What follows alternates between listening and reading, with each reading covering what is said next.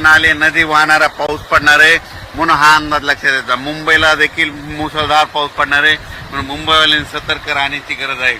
राज्यातल्या सर्व शेतकऱ्यांना सांगू इच्छितो की राज्यामध्ये पूर्व विदर्भ, पश्चिम विदर्भ, दक्षिण महाराष्ट्र, उत्तर महाराष्ट्र, कोकण पट्टी, खानदेश, मराठवाडा 22 मे पासून ते 30 मे पर्यंत असा नदी वडे नदी नाले वाहतील असा पाऊस पडणार आहे म्हणून हा अंदाज लक्षात येतो। माझी सर्व शेतकऱ्याला विनंती की विजा कडकडत असताना झाडाखाली थांबू नका। त्याच्यानंतर विजा कडकडत असताना आपले पाळीव प्राणी झाडाखाली बांधू नका, कारण की झाडावर जास्त विजा पडतात म्हणून हे अंदाज लक्षात येतात। नारळाच्या झाडावर देखील वीज पडते म्हणून नारळाच्या झाडाखाली थांबू नका। मोबाईलचं नेट देखील बंद करा। काल देखील 2-3 ठिकाणी मोटरसायकल चालत असताना मोटरसायकल विजा पडलेले 2-3 व्यक्ती महाराष्ट्रात दगावल्यात म्हणून हे देखील लक्षात येतं। आणि राज्यात सांगायचं झालं तर म्हणजे हा पाऊस 30 तारखेपर्यंत दररोज 2-2 दिवस वेगवेगळ्या भागात पडणार आहे आणि जमिनीमध्ये चांगली 1 फूट वर जाणार आहे म्हणून हा अंदाज लक्षात येतात। मग सांगायचं झालं तर हा पाऊस सांगायचं झालं तर सर्वात जास्त मुंबईला पडणार आहे, नाशिककडे पडणार आहे, त्याच्यानंतर कोकणात पडणार आहे, कोल्हापूर, सातारा, पुणे खूप पडणार आहे, म्हणजे नगर जिल्ह्यात देखील खूप पडणार आहे। त्याच्यानंतर मुंबईकरांना सतर्क सांगू इच्छितो की तुमच्या मुंबईलाचं जनजीवन असं विस्कळीत होईल असा म्हणजे 27, 28, 29 देखील पाऊस पडणार आहे म्हणून हा अंदाज लक्षात येतात। राज्यातल्या सर्व शेतकऱ्यांना सांगू इच्छितो की तुम्ही तुमची स्वतःची काळजी घ्या, आपल्या पाळण्याची काळजी घ्या म्हणून हा अंदाज लक्षात घ्यायचा। राज्यातल्या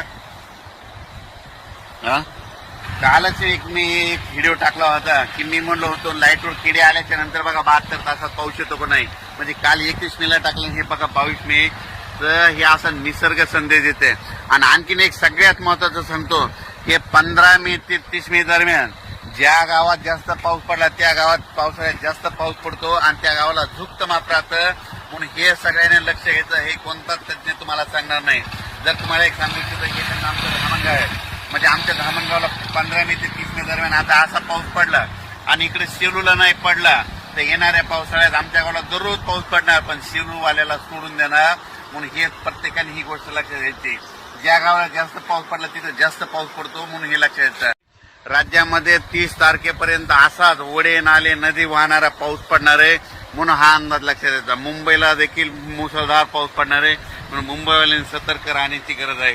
राज्यातल्या सर्व शेतकऱ्यांना सांगू इच्छितो की राज्यामध्ये पूर्व विदर्भ, पश्चिम विदर्भ, दक्षिण महाराष्ट्र, उत्तर महाराष्ट्र, कोकण पट्टी, खानदेश, मराठवाडा 22 मे पासून ते 30 मे पर्यंत असा नदी वडे नदी नाले वाहतील असा पाऊस पडणार आहे म्हणून हा अंदाज लक्षात येतात। माझी सर्व शेतकऱ्याला विनंती की विजा कडकडत असताना झाडाखाली थांबू नका। त्याच्यानंतर विजा कडकडत असताना आपले पाळीव प्राणी झाडाखाली बांधू नका, कारण की झाडावर जास्त विजा पडतात म्हणून हे अंदाज लक्षात येतात। नारळाच्या झाडावर देखील वीज पडते म्हणून नारळाच्या झाडाखाली थांबू नका। मोबाईलचं नेट देखील बंद करा। काल देखील 2-3 ठिकाणी मोटरसायकल चालत असताना मोटरसायकल विजा पडलेले 2-3 व्यक्ती महाराष्ट्रात दगावल्यात म्हणून हे देखील लक्षात येतं। आणि राज्यात सांगायचं झालं तर म्हणजे हा पाऊस 30 तारखेपर्यंत दररोज 2-2 दिवस वेगवेगळ्या भागात पडणार आहे आणि जमिनीमध्ये चांगली 1 फूट वर जाणार आहे म्हणून हा अंदाज लक्षात येतात। मग सांगायचं झालं तर हा पाऊस सांगायचं झालं तर सर्वात जास्त मुंबईला पडणार आहे, नाशिककडे पडणार आहे, त्याच्यानंतर कोकणात पडणार आहे, कोल्हापूर, सातारा, पुणे खूप पडणार आहे, म्हणजे नगर जिल्ह्यात देखील खूप पडणार आहे। त्याच्यानंतर मुंबईकरांना सतर्क सांगू इच्छितो की तुमच्या मुंबईलाचं जनजीवन असं विस्कळीत होईल असा म्हणजे 27, 28, 29 देखील पाऊस पडणार आहे म्हणून हा अंदाज लक्षात येतात। राज्यातल्या सर्व शेतकऱ्यांना सांगू इच्छितो की तुम्ही तुमची स्वतःची काळजी घ्या, आपल्या पाळण्याची काळजी घ्या म्हणून हा अंदाज लक्षात घ्यायचा। राज्यातल्या कालच मी एक व्हिडिओ टाकला होता की मी म्हणलो होतो लाईटवर किडे आल्याच्या नंतर बघा 72 तासात पाऊस येतो का नाही, म्हणजे काल 21 मेला टाकलं, हे बघा 22 मे तर हे असा निसर्ग संदेश देते। आणि आणखीन एक सगळ्यात महत्वाचं सांगतो की 15 मे ते 30 मे दरम्यान ज्या गावात जास्त पाऊस पडला त्या गावात पावसाळ्यात जास्त पाऊस पडतो आणि त्या गावाला झुकतं माप राहतं म्हणून हे सगळ्यांनी लक्ष घ्यायचं। हे कोणताच तज्ञ तुम्हाला सांगणार नाही।